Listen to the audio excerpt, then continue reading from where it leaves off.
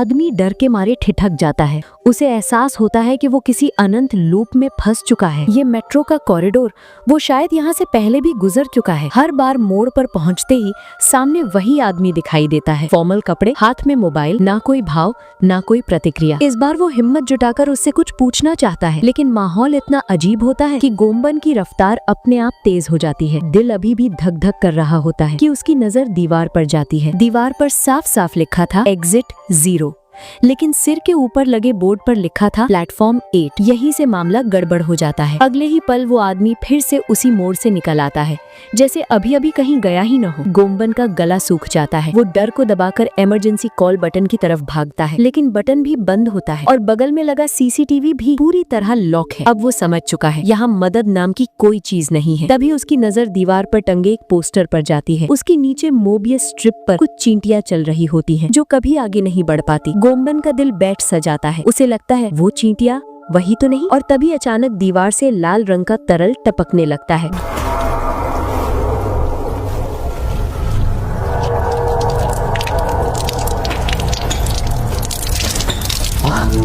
गोम्बन बुरी तरह घबरा जाता है और भागकर वापस मुड़ता है, लेकिन वहाँ वही आदमी खड़ा है, मोबाइल में खोया हुआ, जैसे कुछ हुआ ही ना हो। और अब उसके सामने फिर से एक बोर्ड दिखाई देता है, लेकिन इस बार 0 नहीं 1 लिखा होता है। तभी उसकी नजर बगल में लगे बोर्ड पर पड़ती है। उसमें लिखा था कोई भी अनोमली दिखाई दे तो शुरुआत पर लौट आओ। अगर कोई अनोमली दिखाई ना दे तो प्लेटफॉर्म 8 की तरफ बढ़ते रहो। गोम्बन सोचता है तो क्या अभी जो लाल तरल दिखा था वही अनोमली थी? गोम्बन फिर से प्लेटफॉर्म 8 में कदम रखता है। डरते डरते ऊपर देखता है, लेकिन छत पर वो लाल तरल गायब है। अब पीछे हटने का कोई मतलब नहीं। वो आगे बढ़ता है, लेकिन जैसे ही आखिरी छोर पर पहुंचता है, उसकी आंखें फटी की फटी रह जाती हैं। डिजिटल बोर्ड पर फिर से लिखा है 0। अब गोम्बन समझ जाता है ये कोई आम मेट्रो स्टेशन नहीं है, ये नियमों का खेल है। उससे अभी अभी अनोमली पहचानने में गलती हो गई और इसी वजह से उसे फिर से शून्य से शुरू करना पड़ेगा। अब वो सावधान हो जाता है। वो मोबाइल निकालता है और कॉरिडोर के हर कोने की तस्वीरें लेने लगता है। दीवारें, छत, बोर्ड, यहाँ तक कि हर बार दिखने वाले उस आदमी की भी। इसके बाद वो आखिरी छोर पर पहुँचता है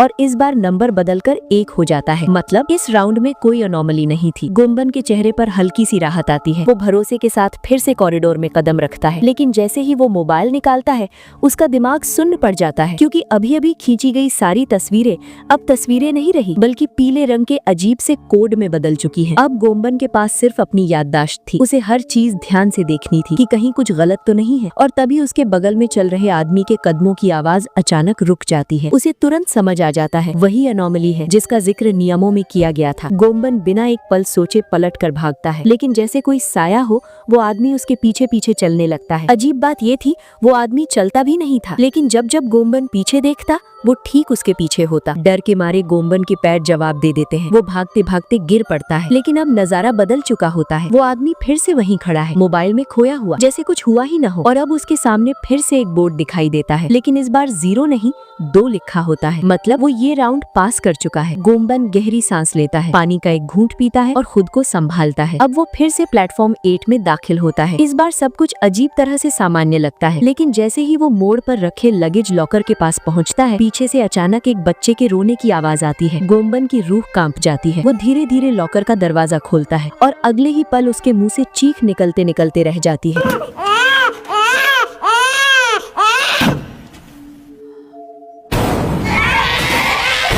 वो तुरंत पीछे मुड़कर भागता है। बिल्कुल साफ था जो कुछ भी अभी हुआ वो अनोमली थी। कांपते हाथों से वो फिर से कॉरिडोर के बाहर पहुंचता है। इस बार सब कुछ फिर से ठीक लगता है, लेकिन उसे महसूस होता है जैसे कोई उसे घूर रहा हो। वो पलट कर देखता है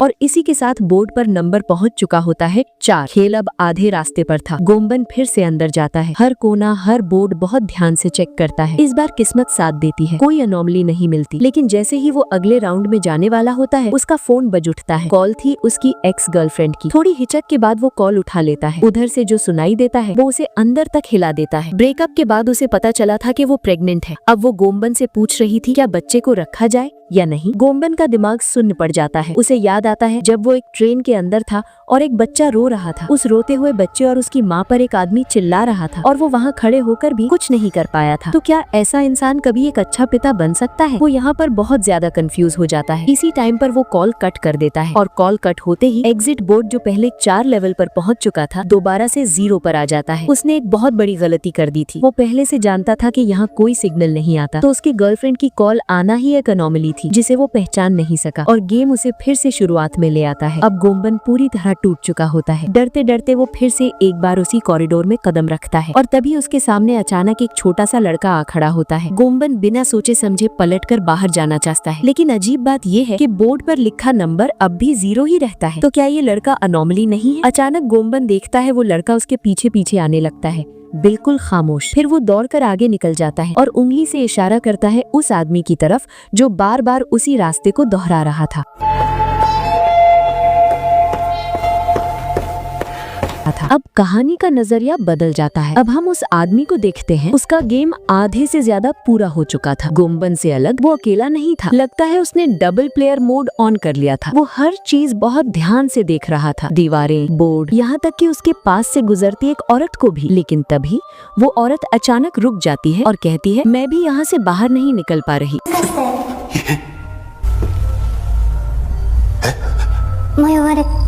पहले तो आदमी को लगता है ये भी उसी की तरह फंसी हुई कोई खिलाड़ी है, लेकिन फिर वो औरत एक ही बात बार बार दोहराने लगती है। रोज भीड़ भरी मेट्रो, रात रात भर की ओवर टाइम ड्यूटी, एक कॉर्पोरेट गुलाम की जिंदगी। ऐसी जिंदगी और नरक में क्या फर्क है? वो वही लाइन, फिर वही और फिर वही। ऐसा लगता है जैसे वो हैंग हो गई हो, आंखें खुली, शरीर बिल्कुल स्थिर।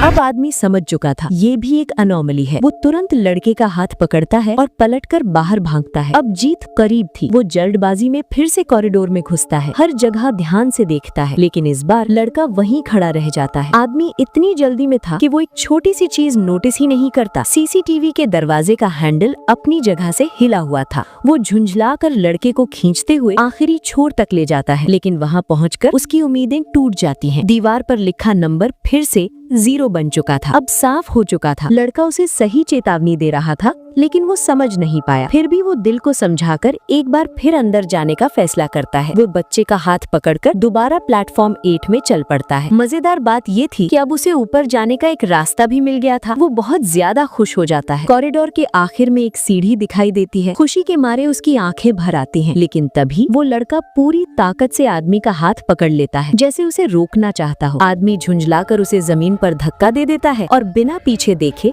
सीढ़ियों की तरफ बढ़ जाता है। लेकिन ये कोई बाहर निकलने का रास्ता नहीं था। अगले ही पल वो लड़का वापस उसी जगह लौट आता है और बोर्ड पर नंबर बदलकर 1 हो जाता है। उधर वो आदमी फिर से एक जिंदा लाश की तरह मोबाइल में खोया हुआ खड़ा दिखाई देता है। अब कहानी फिर से गोम्बन पर लौटती है। गोम्बन को एहसास होता है कि ये लड़का भी उसी की तरह यहाँ फंसा हुआ है, बस फर्क इतना था कि वो बोल नहीं सकता। गोम्बन बिना किसी शक के आगे बढ़ने ही वाला होता है, लेकिन लड़का वहीं खड़ा रहता है। उसकी नजरें जमी होती हैं सीसीटीवी वाले कमरे के दरवाजे पर। गोम्बन पास जाकर देखता है और उसके रोंगटे खड़े हो जाते हैं। दरवाजे का लॉक अपनी जगह से खिसका हुआ था, अब साफ हो चुका था। लड़का बोल नहीं सकता, लेकिन उसे अनोमली पहचाननी आती है। गोम्बन फिर से हिम्मत जुटाकर प्लेटफॉर्म 8 में कदम रखता है और तभी लाइट्स झपकने लगती हैं, 1-2 बार, और फिर पूरी तरह बुझ जाती हैं। अंधेरे में चूहों की चीखें और बच्चे के रोने की आवाज एक साथ गूंजने लगती है। पूरा माहौल रूह कंपा देने वाला हो जाता है। कांपते हाथों से गोम्बन टॉर्च चलाता है और आवाज की तरफ रोशनी डालता है, और जो वो देखता है वो उसकी सोच से भी परे था। छत पर अनगिनत चूहे रेंग रहे थे, लेकिन वो साधारण चूहे नहीं थे। किसी के शरीर पर इंसानी हाथ, किसी पर आंखें, तो किसी के मुंह से निकलती मानव जैसी आवाजें। गोम्बन की सांसें अटक जाती हैं। वो लड़के का हाथ कसकर पकड़ता है, आंखें बंद करता है और पूरी ताकत से दौड़ पड़ता है। कुछ देर बाद दोनों किसी तरह खुद को संभालते हैं और फिर एक बार प्लेटफॉर्म 8 में दाखिल होता है। सब कुछ सामान्य लग रहा होता है, लेकिन तभी लड़का ऊपर की तरफ इशारा करता है। गोम्बन ध्यान से देखता है और तब समझ आता है कि इस बार 8 नंबर उल्टा लगा हुआ था। इतनी छोटी सी गड़बड़ी भी लड़के से छुपी नहीं। गोम्बन के चेहरे पर हल्की मुस्कान आती है। अब वो समझ चुका था वो अकेला नहीं है। लड़के की मदद से बोर्ड का नंबर बदलकर 6 हो जाता है। बस 2 राउंड और, शायद अब वो यहाँ से निकल पाएंगे। लेकिन तभी कानों में एक तेज अलार्म गूंज उठता है और अगले ही पल उसके पीछे से पानी का पूरा सैलाब बहने लगता है। गोम्बन उस बच्चे को लेकर वापस जाना चाहता है, लेकिन वो बच्चा वहीं गिर जाता है और सैलाब के अंदर आ जाता है। उसी हड़बड़ी में गोम्बन की चेतना धीरे धीरे धुंधली पड़ने लगती है और अचानक वो खुद को एक समुद्र किनारे खड़ा पाता है। उसके बगल में वही लड़की जो कभी उसकी गर्लफ्रेंड थी, अब उसकी पत्नी बन चुकी है, और मेट्रो में मिला वो छोटा लड़का अब उनका बेटा है। तीनों हंस रहे हैं, लहरों से खेल रहे हैं। उस पल गोम्बन को एहसास होता है कि शायद पिता बनना इतना डरावना नहीं होता। लेकिन तभी एक झटके में वो वापस हकीकत में लौट आता है। तेज पानी अभी भी बह रहा था। गोम्बन पूरी ताकत लगाकर बच्चे को उठाता है और आखिरी पल में उसे छत पर लगे स्टेशन बोर्ड पर धकेल देता है। लेकिन अब उसकी अपनी ताकत जवाब दे चुकी थी। अगले ही पल वो खुद पानी के तेज बहाव में गायब हो जाता है। कितना वक्त बीतता है किसी को नहीं पता। जब लड़के की आंख खुलती है, चारों तरफ तबाही का मंजर था। वो अकेला था। धीरे धीरे वो उठता है और वापस उसी रास्ते की ओर चलता है। अब बोर्ड पर लिखा था 7। एक आखिरी बार वो लड़का प्लेटफॉर्म 8 में दाखिल होता है। इस बार कुछ भी गलत नहीं होता, कोई अनोमली नहीं, कोई डर नहीं। जैसे ही वो मोड़ मुड़ता है,